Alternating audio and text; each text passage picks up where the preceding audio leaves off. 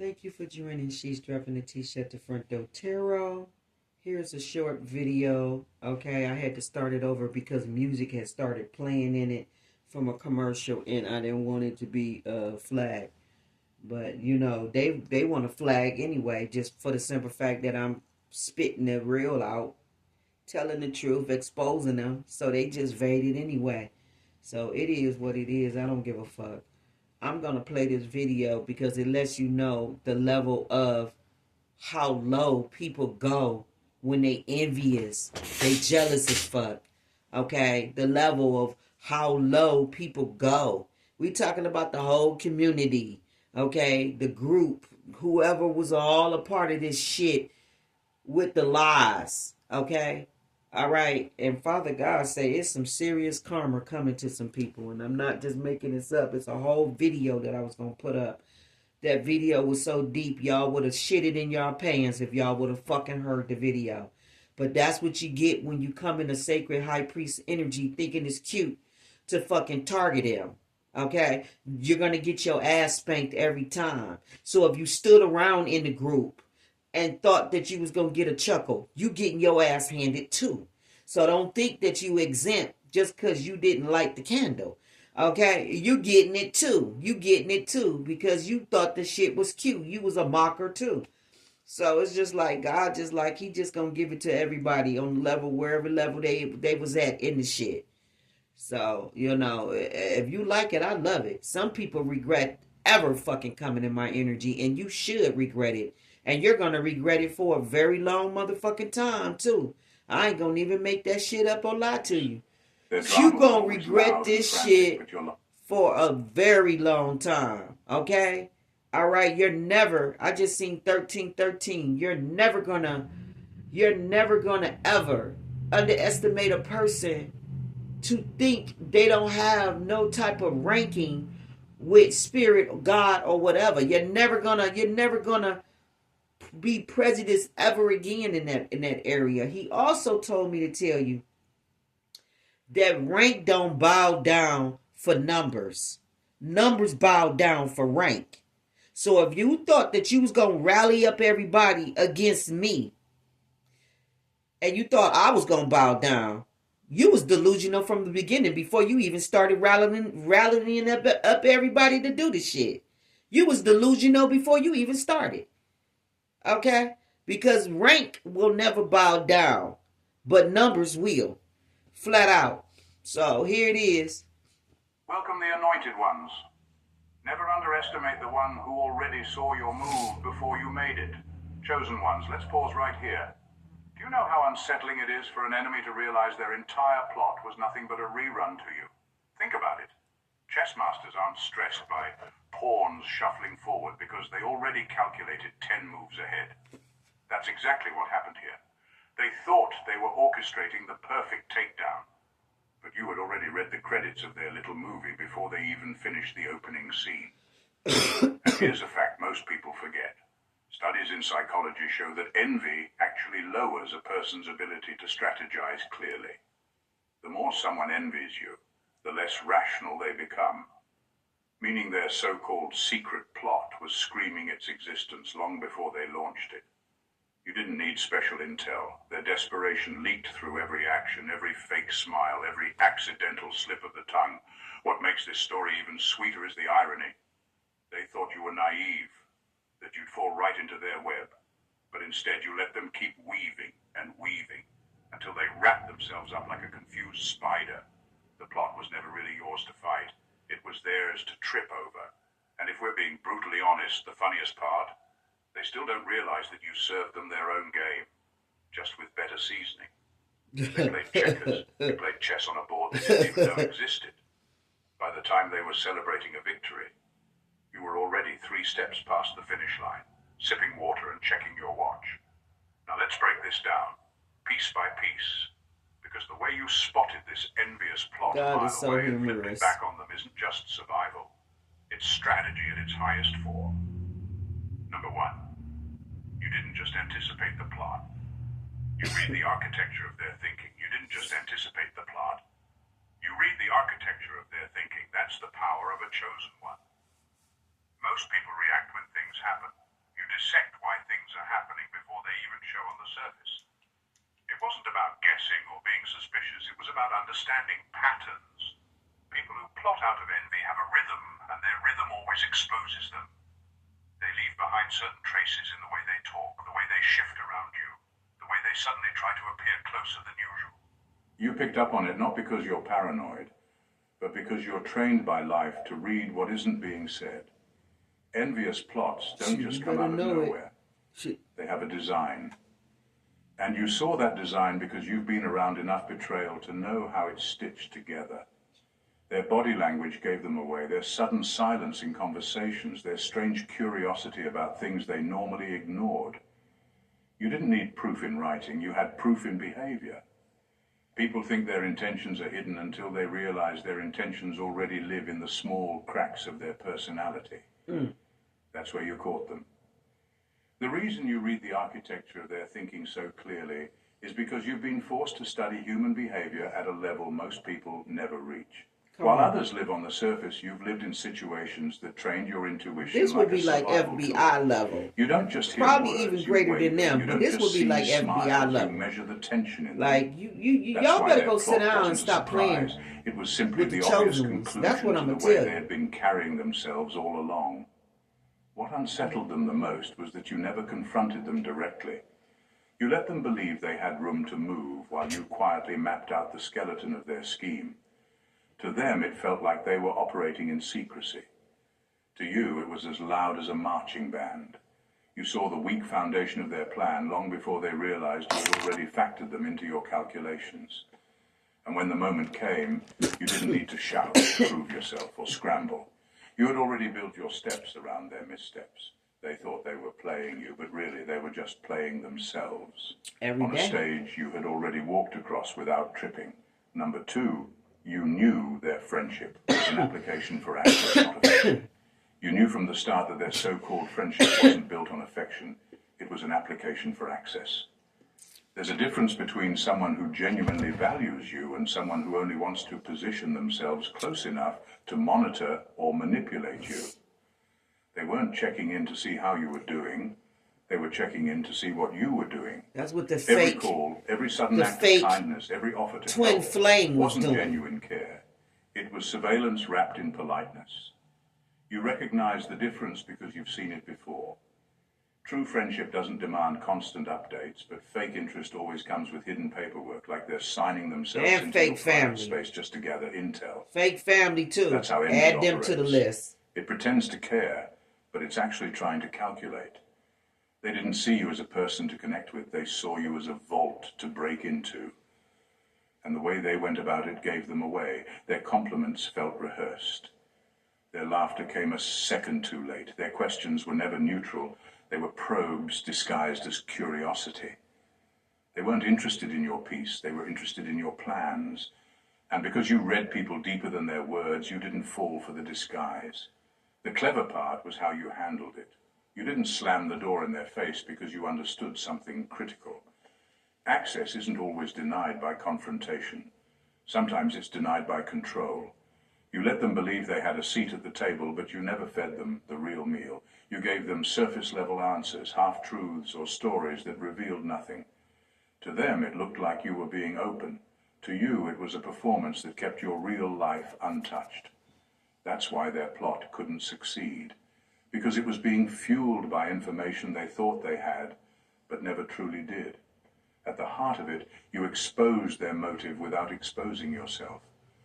That's why they grew frustrated. They applied for access, thinking they would gain leverage, but instead they ended up with empty details and no real power. You showed them that proximity isn't the same as intimacy. Just because someone sits close doesn't mean they're allowed to know your core. They thought they could study you from the inside, but all they managed to study was the mask you let them see. In the end, their fake friendship backfired because they walked away with nothing but proof that you saw through them the entire time. Number three, you realized envy makes people predictable, not dangerous. You realized early on that envy doesn't actually make people sharper, it makes them predictable. That's the irony most envious people never see. They think their jealousy fuels cleverness, but in reality, it robs them of subtlety. Their hunger to outshine you forces them into patterns that are easy to spot if you're paying attention. The moment they start plotting, they start leaving traces, because envy is impatient. It can't sit quietly, it always leaks out through tone, timing, and behavior. You noticed how their energy shifted, how their sudden competitiveness became too obvious, how their conversations began circling back to you more than anyone else. That wasn't strength. It was a neon sign exposing their intentions. Predictability is their downfall, because when you already know someone's next move, they've lost before they begin. Envy traps people in a cycle of comparison, so everything they do becomes a reaction to you. If you succeed, they scramble to create a distraction. If you withdraw, they panic at the lack of material to copy. Their entire identity starts orbiting around you, and the more they revolve, the easier it becomes to anticipate their schemes. They thought they were playing chess, but their envy reduced them to a script you could read line by line. This is why you weren't shaken when the plot revealed itself. You had already mapped out how it would unfold. Their envy didn't give them an edge, it gave you foresight. The more desperate they grew to sabotage, the more transparent their tactics became. A slip of the tongue here, an unnecessary question there, an exaggerated story whispered to the wrong person. It all added up.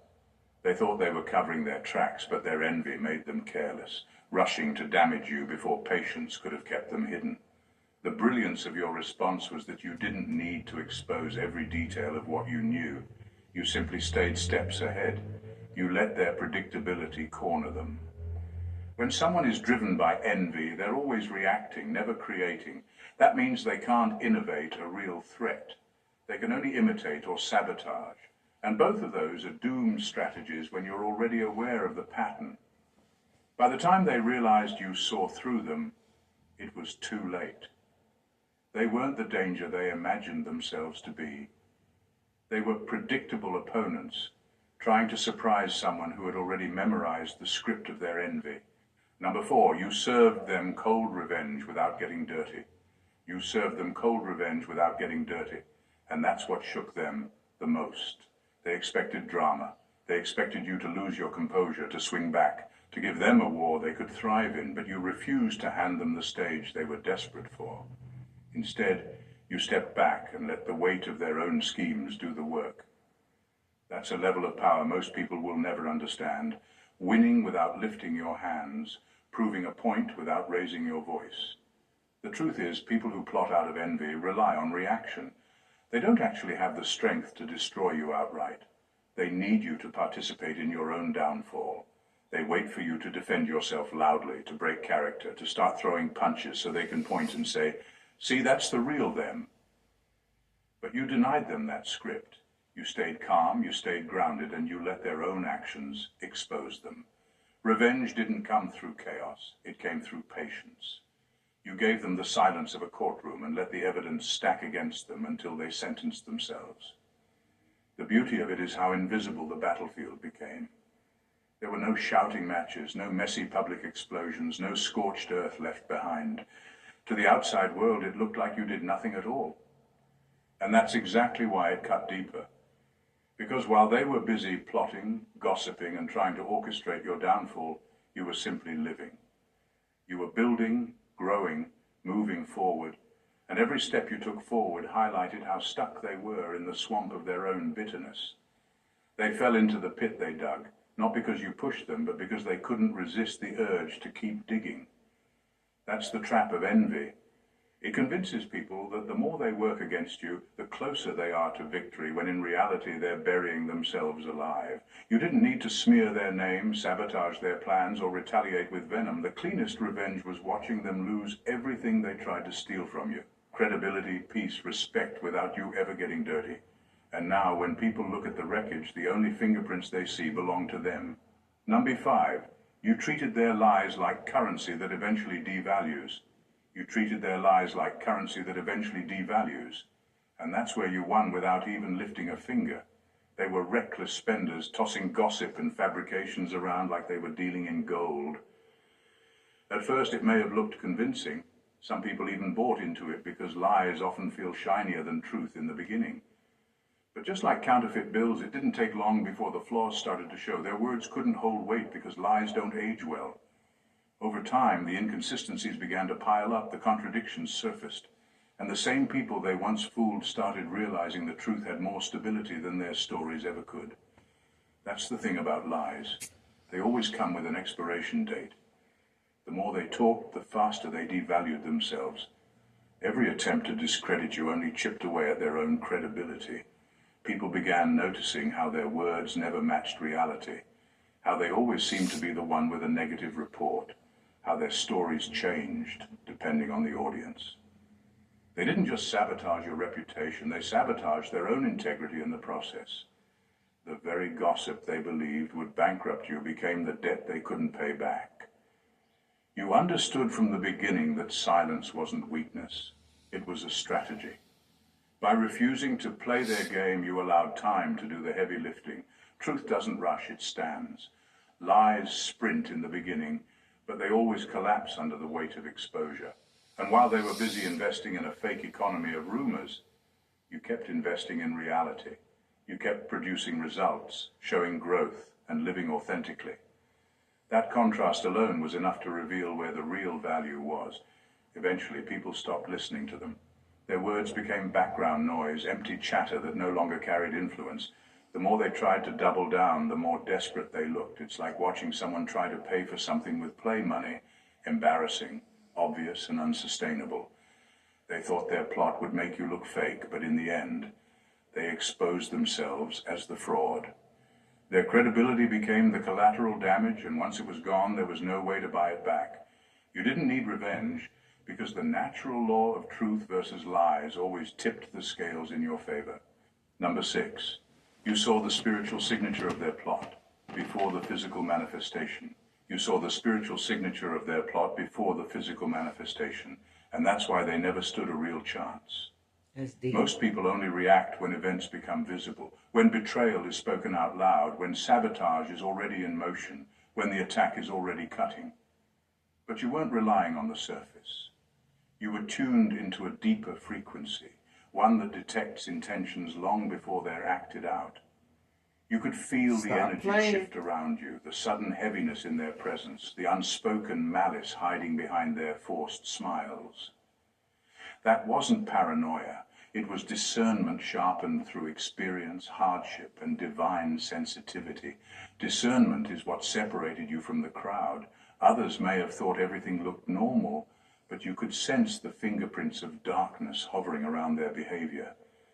It was in the way conversations started carrying hidden edges, in the way their eyes couldn't hold yours for too long, in the sudden eagerness to know details of your life that didn't concern them. Spiritually, those signals were loud. You didn't need physical evidence because the spiritual evidence had already testified. By the time they moved in flesh, you had already guarded your spirit, protected your path, and fortified your peace. That's the advantage of being spiritually awake. You don't fight battles on the wrong level. If you waited until their schemes appeared physically, you might have wasted energy trying to untangle their lies or repair the damage of their actions. But because you intercepted it in spirit, you cut the power source before it could fuel their plot. Their plan looked alive on the outside, but it was already dead inside. What frustrates them the most is that they can't understand how you keep seeing through them. To them, it feels like you're reading their mind, but in reality, you're reading the energy behind their mask. Spirit doesn't lie. They can fake words, they can fake gestures, but they can't fake the vibration of envy and malice that follows them like a shadow. You recognized it instantly, and instead of panicking, you simply prepared. By the time they tried to strike, it was like swinging at a locked door. They wasted energy but never penetrated. Their plot failed before it even started because spiritually you had already neutralized the attack, and that's the difference. You don't just survive betrayal, you disarm it before it arrives. Number 7, you weaponize silence without it being weakness. You weaponize silence without it being weakness, and that's where your true power showed. Too often people confuse silence with surrender, as if holding your tongue means you've lost. But in your case, silence wasn't avoidance, it was precision. You didn't stay quiet because you had nothing to say. You stayed quiet because you understood that not every battle deserves your voice. Silence became your scalpel, sharp enough to cut without ever being seen, controlled enough to strike only where it mattered most. They wanted noise. They needed you to fight back publicly, to raise your voice, to give them something to point at. That's the trap of manipulators. They provoke, then pretend to be the victim when you finally respond. But you didn't give them the satisfaction. You denied them the oxygen of attention, and in doing so, you suffocated their schemes. Lies thrive when they are constantly fed, when they are entertained, when they are argued against. By not responding, you starved their rumors until they began to collapse under their own emptiness. What's remarkable is how silence turned the mirror back on them. With no distractions from you, all that was left for people to see was their behavior. Every word they spoke, every rumor they spread, every attempt to drag your name through the mud stood alone, unsupported, unprovoked. And because you refused to play into it, they ended up drowning in the echo of their own lies. Their stories began to contradict each other, their bitterness became obvious, and their desperation grew louder without you lifting a finger. Silence forced them to expose themselves in ways that words never could. But this wasn't passive silence, it was disciplined silence. It wasn't about retreating, it was about controlling the battlefield. You knew that your voice carried too much weight to be wasted on nonsense. You knew that your reputation, your actions, and your consistency were louder than anything they could ever invent. So you stood still, let the dust settle, and watched as truth separated itself from fiction. In the end, your silence wasn't empty. It was loaded. It was strategic, powerful, and effective. While they were busy performing, you stayed still, and that stillness revealed the difference between you and them. Your silence didn't show weakness, it proved mastery. Number 8, you knew their plot couldn't outlast your consistency. You knew their plot couldn't outlast your consistency, and that's exactly where everything they built began to collapse. Plots are fueled by urgency. They rely on chaos, quick reactions, and shock value to create momentum. The whole point is to destabilize you, to make you act out of character, to get you flustered, to force you into errors. But you didn't give them that. Instead of panicking, you stayed Sound like steady. Narcissist You kept showing up 101. the same way you always did, delivering results, maintaining your routine, proving your character. That consistency dismantled their entire timeline because plots can't survive without chaos. They sprinted because they thought they had to take you down before the truth revealed itself. That's why their lies felt rushed, why their actions looked sloppy, why they grew increasingly desperate. Envy doesn't allow patience. It breeds anxiety. They wanted you to crack quickly so they could claim victory. But when you didn't budge, when you didn't shift, when your steady rhythm kept beating like a drum, their plans started to starve. What they expected to be a short, explosive downfall turned into a drawn-out embarrassment. Consistency works like erosion. It doesn't always make a loud impact immediately, but it wears down every false structure over time. While they scrambled to invent new angles, your stability made each attempt look weaker. People began to notice the difference. Their drama was always loud and frantic, but your life kept producing quiet, steady evidence. The more they tried to sprint ahead of truth, the further behind they looked. Their plot had an expiration date from the beginning, because lies can't hold shape against a consistent reality. What frustrated them the most was how unshaken you were. They threw everything at you, gossip, manipulation, false alliances, but your patience was like a slow burn they couldn't fight. You let time do the heavy lifting, and time is always loyal to truth. They thought they had speed on their side, but you knew endurance wins the race. By walking steadily, you forced their strategy to collapse under its own weight. In the end, their plot didn't fail because you fought harder. It failed because you stood firmer. Consistency was your shield, your weapon, and your testimony. And when the dust settled, the only thing still standing strong was you, while their schemes lay scattered, exhausted, and irrelevant. Number 9, you made the plot collapse under the weight of truth. You made the plot collapse under the weight of truth, and that's the kind of victory that can't be fabricated. They expected you to fight back with anger, to lash out, to scramble for proof of your innocence. That's how most people handle being lied on, by trying to outscream the accuser. But you knew better. You didn't need to prove yourself with noise because your truth was already speaking louder than their fiction. You kept living, kept showing up, kept walking in alignment with who you are. And while they wasted their energy scripting lies, your consistency built undeniable evidence. That's the thing about truth. It doesn't need an audience, but when it finally shows up, it demands one. Lies are dramatic, full of props, full of overacting. They may draw attention at first, but they can't withstand close inspection. Over time, the cracks in their story began to show. Their timelines didn't match. Their accusations contradicted each other. Their bitterness became obvious. Meanwhile, your life carried no contradictions. It stood solid. Eventually, people looked at both sides and saw exactly who was authentic and who was performing. The plot collapsed. Not because you shouted it down, but because it couldn't hold its own weight against what was undeniably real. What made this collapse even more devastating for them was that it happened naturally. You didn't orchestrate some grand reveal. You didn't go around gathering allies to defend you. You let time strip away the costume until all that was left was the raw truth. And when the mask came off, it wasn't you who looked exposed, it was them. They had spent so much energy constructing a false stage, and when it fell apart, the crowd realized the fraud had never been you. This was your greatest advantage. You trusted truth enough to let it do the work. You didn't need desperation, because desperation belongs to liars trying to keep a sinking story afloat. You didn't need rage, because rage is what guilty people use when they've run out of evidence. You just kept being exactly who you are, and that was more than enough. Their fiction wasn't destroyed by your retaliation. It was destroyed by its own weakness. And when the curtain dropped, everyone could see clearly. The one standing in truth was you, and the ones scrambling in the rubble were them. Number 10, you understood that envy is just admiration that mutated.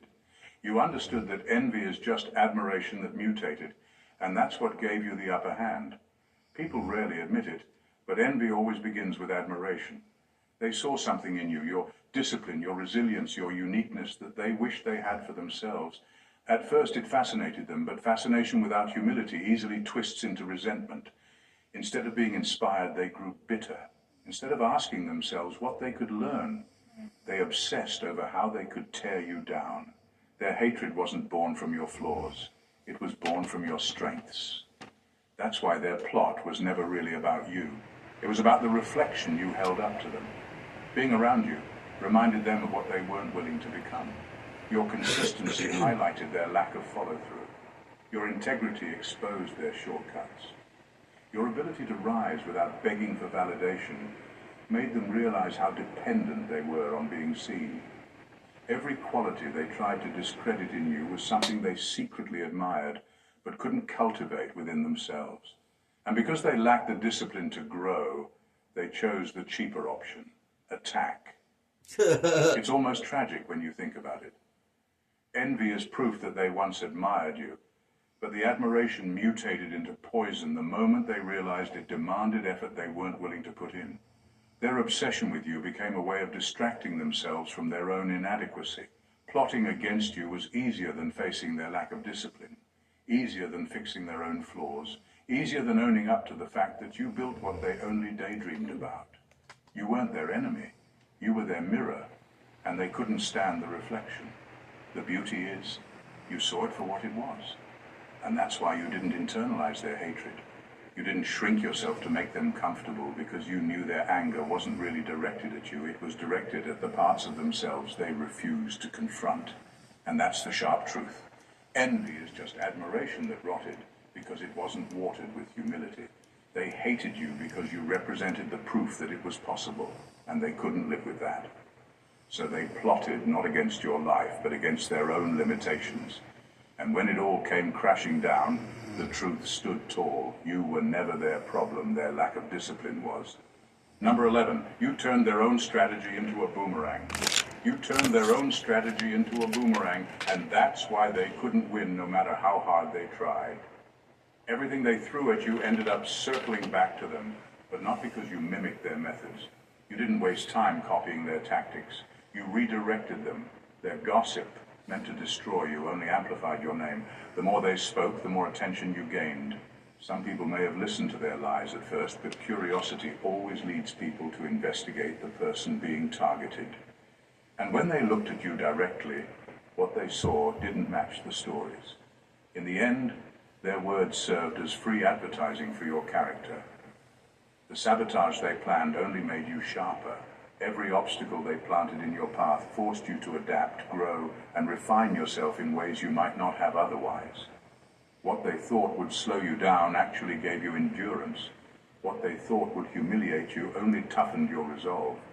Sabotage works against people who are fragile, but against someone like you, disciplined, alert, and chosen, it became training ground. Their attempts to weaken you turned into the very weightlifting that built your strength.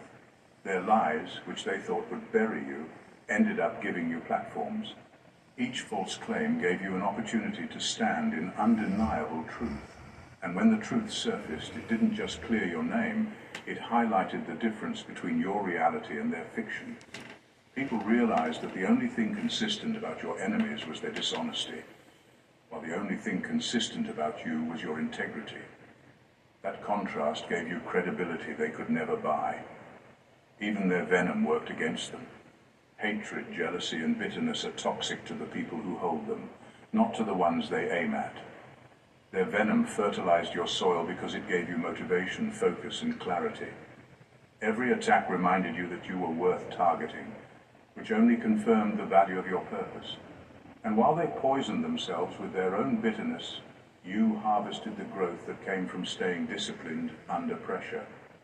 That's why their strategy became a boomerang. It never truly hit you. It kept circling back, striking them harder than they ever intended. They tried to make your life smaller, but all they did was make your impact larger. In trying to bury you, they became the ones digging their own graves. Number 12, you saw their plot as a classroom, not a crisis. You saw their plot as a classroom, not a crisis, and that's what separated you from everyone else who has been through betrayal. Most people panic when they realize someone is scheming against them. They lose focus, they question their worth, they spend sleepless nights trying to figure out why. But you didn't waste your energy like that. You switched into observation mode. You treated the situation like a living case study, something to analyze and learn from instead of something to drown in. Every betrayal became a lecture. Every shady move became a textbook example. Every snake in the grass became a reminder of how to identify deception before it grows too close. That's the kind of mindset that turns pain into power.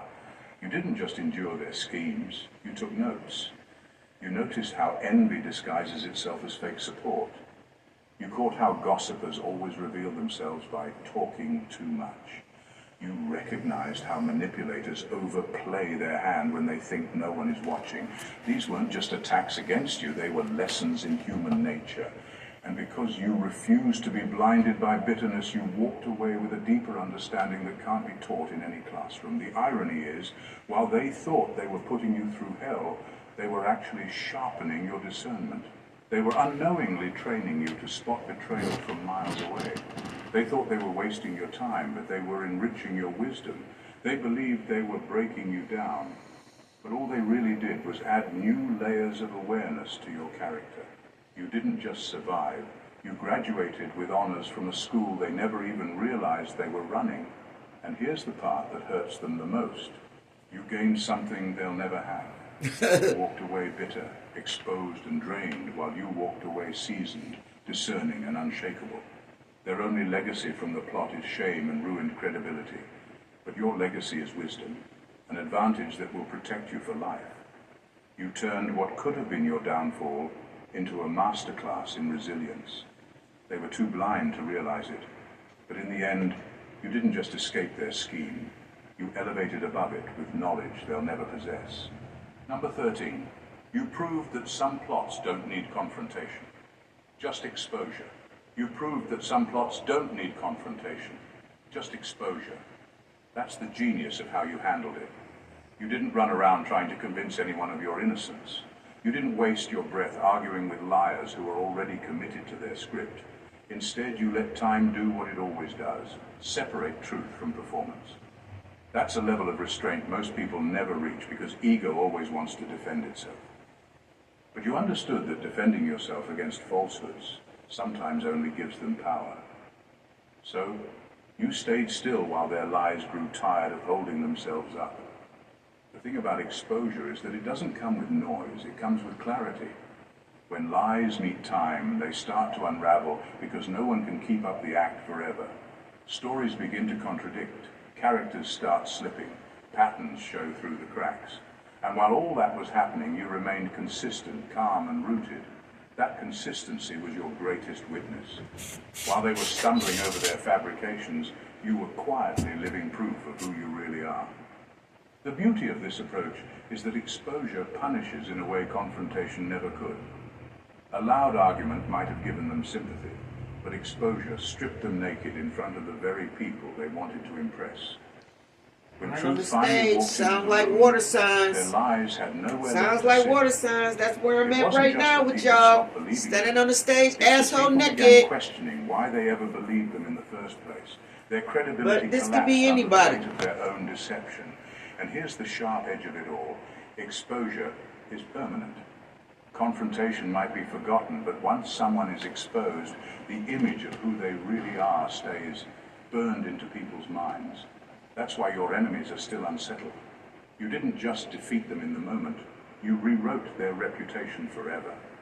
By refusing to lower yourself to their level, you guaranteed that when the truth surfaced, it would shine brighter than any defense you could have spoken.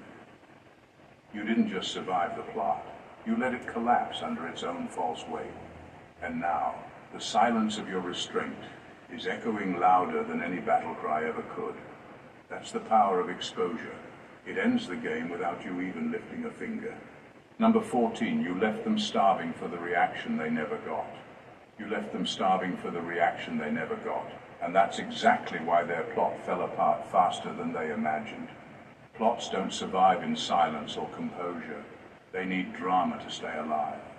They wanted your rage, your tears, your panic, your meltdown. They wanted you to give them the emotional fuel that would justify their lies and keep their story entertaining. But instead, you gave them nothing. You stripped them of the very oxygen they needed, and without it, their scheme suffocated. That's the ultimate checkmate, refusing to play the role they wrote for you.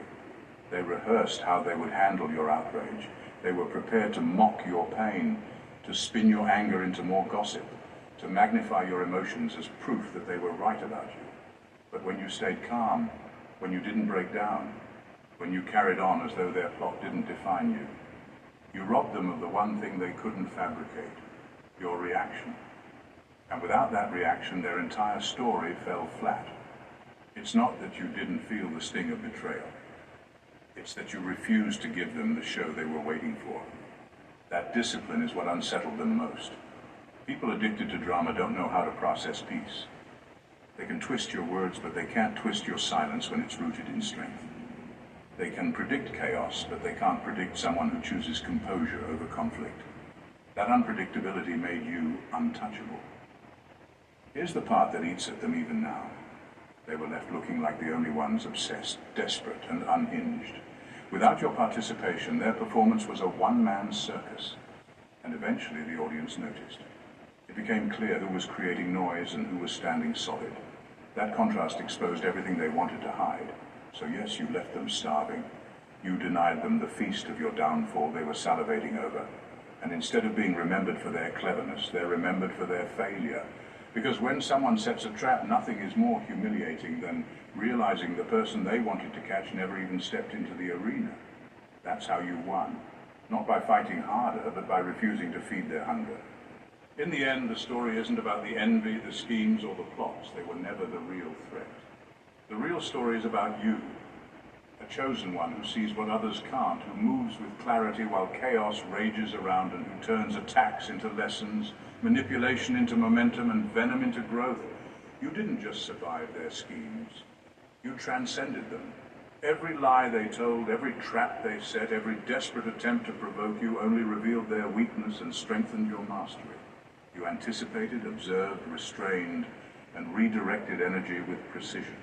You let truth do the work while their fiction collapsed under its own weight. You weaponized silence, built consistency, and exposed their motives without ever playing their game. What they failed to realize is that they weren't just plotting against you. They were revealing themselves, and in exposing themselves, they handed you the ultimate advantage, insight, control, and undeniable proof that their power was an illusion. You didn't need confrontation, you didn't need vengeance, you needed patience, discernment, and wisdom, and you had all three in abundance. Their plots starved, their lies devalued, their envy became transparent, and their obsession turned inward. Meanwhile, you rose steadily, silently, and unshakably. This isn't just victory, it's mastery. It's the kind of triumph that can't be faked, borrowed, or stolen. It's the proof that true power isn't loud, it isn't reactive, and it isn't desperate. It's calm, deliberate, and rooted in truth. You didn't just survive a plot, you transformed it into your classroom, your weapon, and your platform. You walked out wiser, stronger, and untouchable. And now the ones who tried to bring you down are left exposed, frustrated, and irrelevant, while you continue to thrive, proving with every step that their schemes were never capable of stopping someone who is already operating on a higher plane. This is the essence of being the chosen one, seeing beyond the immediate, moving beyond the petty, and rising above every plan meant to contain you. You didn't just beat the game. They didn't even realize the board had changed. If you felt the power in this story and the lessons it holds, don't keep it to yourself. Subscribe to the channel so you never miss the insights that elevate you above the chaos. Like this video if it hit deep, comment with your thoughts or experiences, and share it with anyone who needs to see how mastery and truth always win. Your engagement isn't just support, it's part of building a community that sees, understands, and rises above every plot and scheme. Don't just watch, be part of the movement. God bless you.